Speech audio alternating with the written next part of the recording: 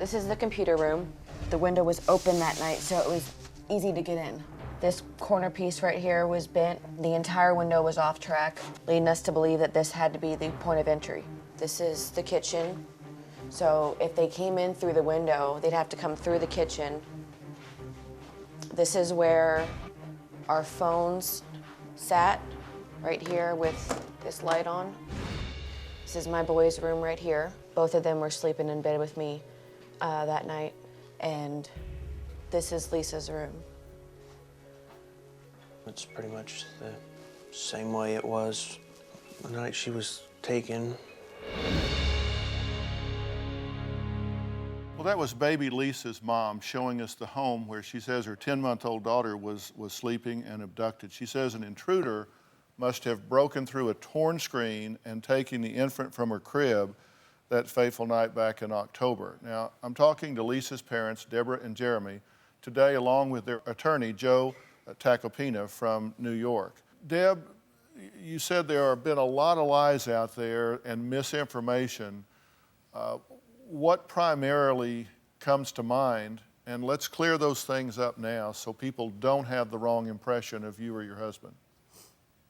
Well, pretty much the only thing that I'm guilty of is drinking too much. And even when she comes back, that's something that I have to live with. That I might have heard something and been able to stop them.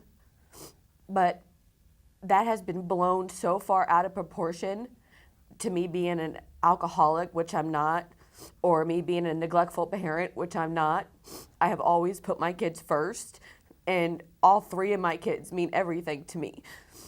And just that entire scenario of me drinking outside with a friend when Lisa was sleeping, and my boys were laying down watching a movie, has been blown into such a theatrical, giant theory fest. I mean, everything from I did drugs and then I drank, and something about my anxiety medication mixing with the alcohol, which it didn't, and it's not a narcotic. There's theories online that my brother was involved, that he came back over after he left that day, that Jeremy left work early. I mean, it's insane. It's what blows my mind is that the internet can be so helpful in spreading the word, but it can also make way for giant rumor mills. And it doesn't really hurt what they say to me, but when they spread this gossip and these lies and these insane theories, it keeps people from paying attention when they're at Walmart, when they're at the drugstore, because somebody's out there with my daughter and we just want her to come home, and somebody will see her eventually. I think people jumped on this alcohol thing because you gave an interview on the 5th of October and you did not mention it at all that you had been drinking. Then no, because it has absolutely nothing to do with her being missing. It's totally irrelevant information as far as I'm concerned. Okay, well, what I'm saying, as soon as I was asked about it, I told the truth. I didn't have to. I could have avoided it. I told the truth because I have nothing to hide. I understand.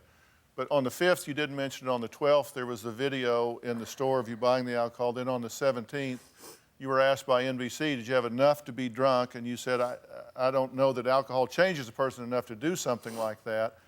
But you do know, you're saying that you had 5 to 10 glasses of wine that night. Were you drunk that night? To me, more than 2 drinks in an hour means you're drunk. Okay, but yes. So you were drunk. But do you remember, for example, you reported that the lights in the house were turned off and you went to bed. Jeremy comes home at 4 a.m. and all the lights are on. Now, obviously, whoever took the baby wouldn't go through the house and turn the lights on. Were you just wrong about that? Was Jeremy wrong? Here's another thing.